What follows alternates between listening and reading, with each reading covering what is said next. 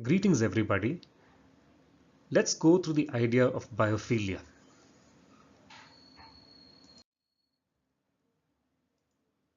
Biophilia. The biophilia hypothesis suggests that humans possess an innate tendency to seek connections with nature and other forms of life. Edward O. Wilson introduced and popularized this hypothesis in his book Biophilia in 1984. He defines biophilia as the urge to affiliate with other forms of life. Architecture and biophilia co-inhabit. In architecture, biophilic design is a sustainable design strategy that incorporates reconnecting people with natural environment. So you'll notice that it is a sustainable design strategy which is layered right away in the passive form. It may be seen as a necessary complement to green architecture, which decreases the environmental impact of the built world but does not address human reconnection with the natural world.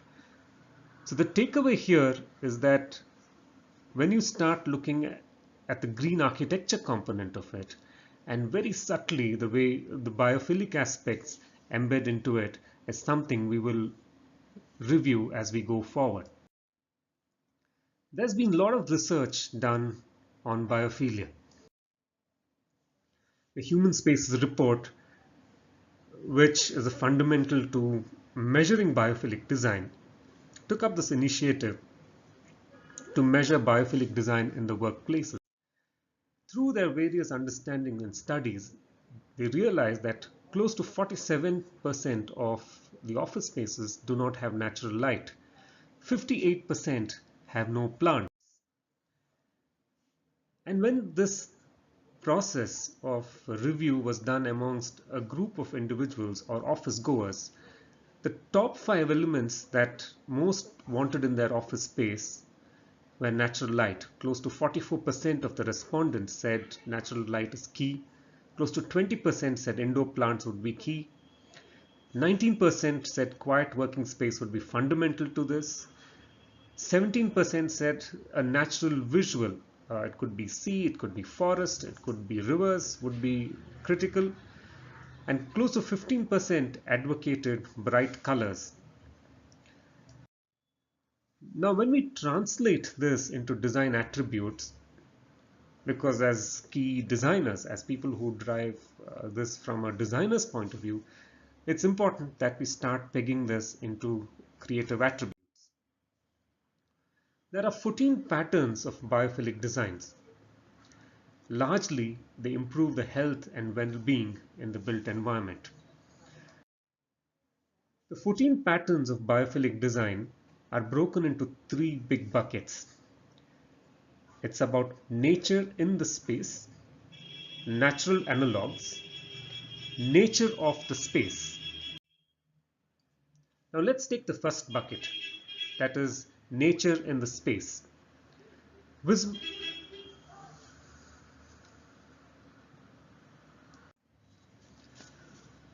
Visual connection with nature. The way you have to understand this, on the right side of your screen you would see examples which are in 2 parts. One which is what is naturally occurring, and one what can be simulated or constructed. Now in the visual connection of nature, it's about the way the visual connection is linking back to natural living elements and natural processes. So in the natural occurring aspects, you will see that it's about a natural flow of water, it's about vegetation, it will be about terrain, soil, it's about animals and insects. In a simulated or constructed mode, you can look at it from where you create a mechanical flow of water, or it could be about a green wall, it could be about artwork, it could be about very highly designed landscape environments. If you take this picture, what does that which strikes you immediately? It's the experience. It's a space with great visual connection where the nature feels complete, it grabs one's attention, and it constantly conveys a sense of time. So it kind of connects back to your circadian clock. The next aspect would be non-visual connection with nature. And here it is largely dealing with the auditory, olfactory, haptic components of the natural processes. And you'll notice that this is again broken up into two aspects: what's naturally occurring and what is simulated or constructed. You find that the birds singing, the chirping of birds, the crackling fire, patches, the weather all form part of the natural occurring. In the simulated constructed mode, you would see like highly textured fabrics, textiles, and digital simulation of nature's sounds become part of the non-visual connection with nature. In this image, you'd actually see the experience component, which is about the space with good non-visual connection where you are able to perceive the ambient conditions. That is, you're familiar with it, you can link back to aromas, sounds, and textures. And it is in many ways gives you an indicator of what's reminiscence in the outdoor nature. We go to the next aspect. This is a non-rhythmic sensory stimuli. The non-rhythmic sensory stimuli is actually what connects you from a point of if there are cloud movement, if there are water babbling, birds chirping, these all become part of the non-rhythmic sensory. And you'll realize that this can also be simulated where you actually look at it from mechanically released plant oils, nature sounds which are broadcasted, reflections of water in a surface. So what this does is that it kind of links back to at least one form of stimuli. From here, we go on to when you see it in the built environment. This looks like a very contemporary building. But when you take the experience of it, the space which has great non-rhythmic sensory stimuli connects to you in one go. It is something afresh. It holds your attention for a period of time. In many ways, it's also a brief distraction. We go to the other aspect, that is a thermal and airflow variability. This is about how very subtly changes in air temperature, relative humidity, surface temperatures are all in many ways gotten back as a stimuli. So you'd see that solar heat gain, shadow, shade, space and orientation become fundamental when it is naturally occurring. This can be simulated too. So in the way you do your window glazing, in the way you do system controls, in the way HVAC delivery strategies are done. When you take this picture, a lot of these aspects come back to you. But when you ask yourself what is the experience here, you would say that the courtyard here in this building is about good thermal airflow. It's about making it refreshing. It's about the way it becomes active. The space provides the feeling of flexibility and a sense of control. So in many ways, this key aspect of biophilia is caught on here. The presence of water. It's about hearing, it's about seeing, it's about touching of water. In natural conditions, you would find them as rivers, streams. You would see that as rainfall. When you take a simulated condition, it can be constructed. It can be a constructed waterfall. It could be aquariums. It could be fountains. It could be constructed streams. Let's take this and assess it in the next image. Now there is a sense of all those components coming back here in this image. But you ask yourself, what is the experience? The space with its good presence of water condition feels compelling and captivating. It's about fluidity, sound, that is the idea of proximity which it endures into. And the space normally becomes stimulating, calming, or sometimes even both. The other key aspect is dynamic and diffuse light. And this is a very important sensory because through a period of day and night, we continually experience dynamic and diffuse light aspects. Now here it would be naturally occurring where we would look at direct sunlight, diurnal and seasonal light, you'd look at moonlight, starlight, the idea of bioluminescence. Can I construct it? Yes. It can be done through light distribution, how we look at ambient diffusion of light, accent lighting, task and personal lighting. When we look at a space which has all these conditions, now you'll notice that continuously in this discussion, we're talking about all of these aspects which now become measurable, which now become experiential. So we are slowly adding attributes to all of these aspects. Now, when you take an image like this and ask yourself, what would be the experience here? It's about dynamic and diffuse light condition. It conveys an expression of time and movement. It evokes feeling of drama and intrigue. It also brings about a sense of calm. The connection with natural systems.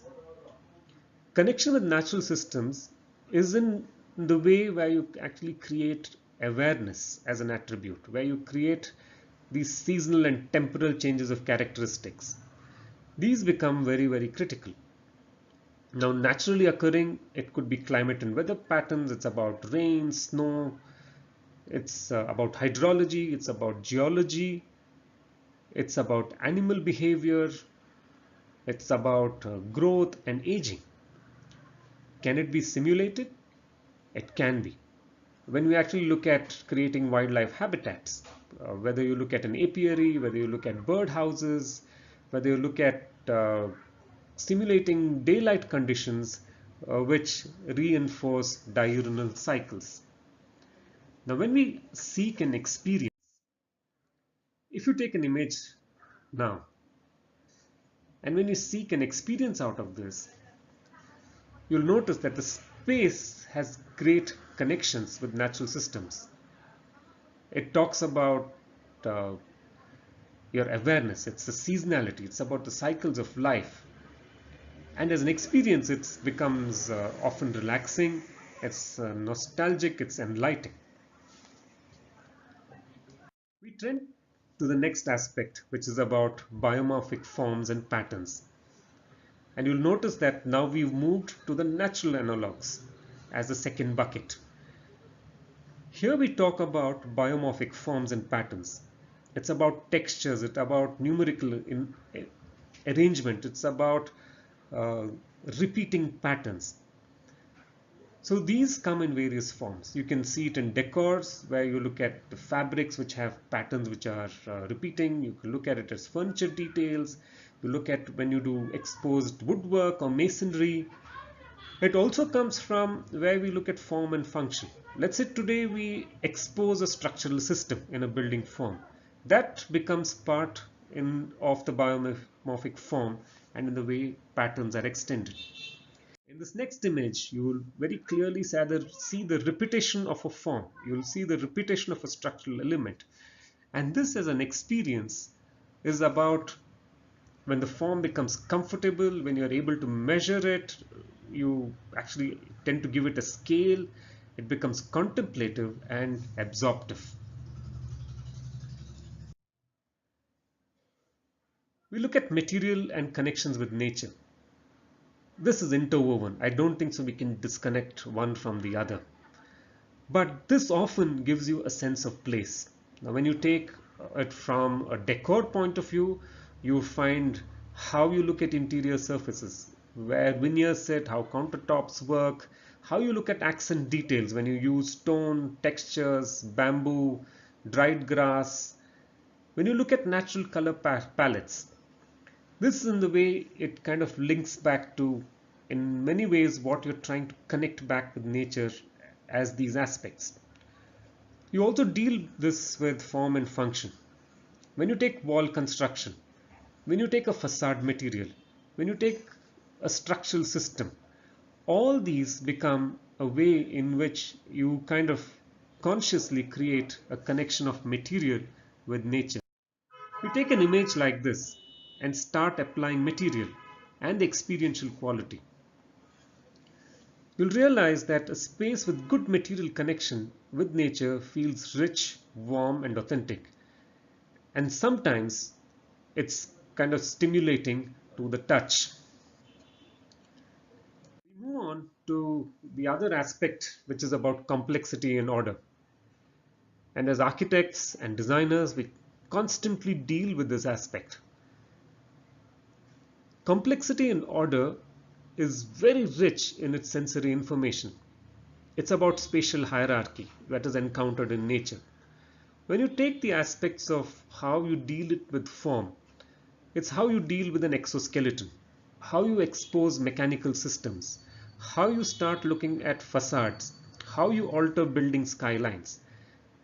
These become key in which the aspect of biophilia starts getting to be strengthened. You take an image, there's a very popular uh, building, and you ask yourself, what are these aspects of experience can you put down? You'll notice the structural systems which are behind, they are exposed. The service aspects are reinforced. What it does to the human mind or to the human experience is that the facade feels engaging, it is information rich, and there is this whole balance between the boring and the overwhelming. The key is the multiplicity here. You will see scales, there is a repetition of it, which connects you to this fundamental aspect of complexity and order. We go to the third bucket, that is nature of the space.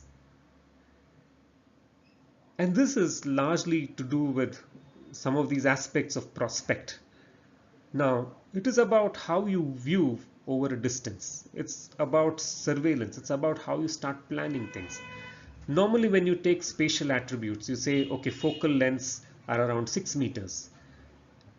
When you start looking at the aspects of how you deal with hedges, workspaces, how you start putting elements, and this is largely from how you deal with this idea of serial vision. And the common features of most of these are when you deal with transparent materials, that is, you create a high end of transparency. You allow that your eye to go beyond that line. You look at elevated planes, you look at the way shading is done and the way tree lines are generated. Now, when you put this as an attribute here, you're all familiar with this.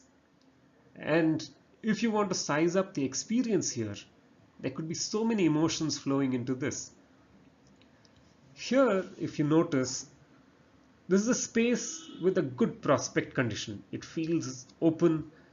It imparts a sense of safety. There is a great visual access.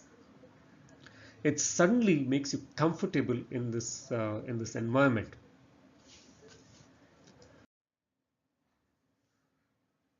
The other aspect of nature of the space is refuge. It's a place of withdrawal from environmental conditions. It is where the individual feels protected from behind and overhead. So there is this sense of enclosure. So refuge always deals with this idea of enclosure. You would find that in when you have awnings, when you have deep bays which are done, when you have gazebos, when you have actually arcades, all these become aspects of refuge and design. And unconditionally, this becomes a tool of biophilic design. In this next image, all these emotions or these experiences come back at you. When you look at the texture in the roof, when you look at the frontage which you have, the grand staircase which is on the farthermost wall. So what it does is that this gives you a sense of enclosure, it gives you a sense of retreat, a sense of withdrawal, It is unique from its surrounding. So in the way the colors are merged, where the textures have kind of evolved, and what it does, the end user always feels comforted in a space of this nature. The other aspect of nature of the space is mystery.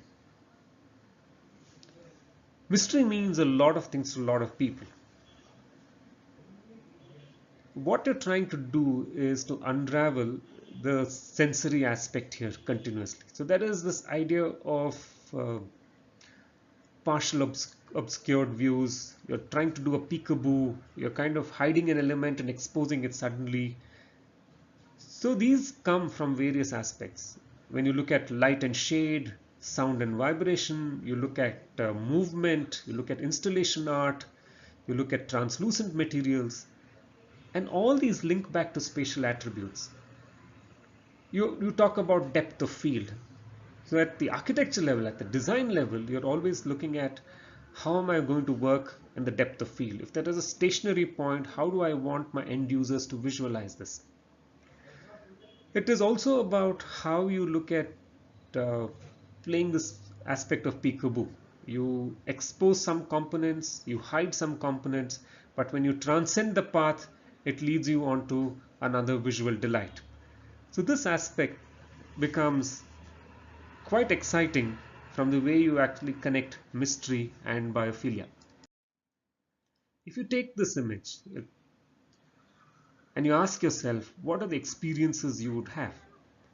You have this unending visual corridor which is there. It's deeply connected. You have scales which alter it at both levels, one at the floor level as you walk, and something which repeats at the ceiling level. There is a sense of anticipation in this. So the experience here would be out of, it teases you. It kind of, there's a sense of denial. There is an end, but as you reach the end, it exposes you to something else. So constantly, it is kind of pushing you to investigate the idea of space. Then there is this idea of risk and peril. And I feel that sometimes as designers, we miss this aspect. Uh, it's the idea of creating this bewilderment. It is the idea of breaking the mold at one shot. You'll find that these are done with great cantilevers, infinite edges. You will find that there are transparent floors which are done. It's about kind of breaking the idea of gravity. It's about height. Uh, and you would always perceive a risk. You would always feel that, am I falling off? Will I get hurt? But it's quite amazing that risk and peril also becomes a big attribute for biophilic design. And you see this image, it's stunning. It is on the edge. The building just kind of pokes itself out into the water and connected very gently. The condition here is about this idea of being mischievous. It's the idea of that you're getting a different kind of a thrill in this. It's about how you make it intriguing. Uh, and it's also about how we create this out of box situation where you kind of create this environment of it becoming irresistible.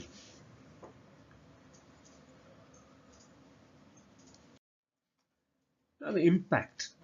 Finally, as we've gone through all these aspects or attributes, it's important to measure this. It's important to understand how it impacts the end user.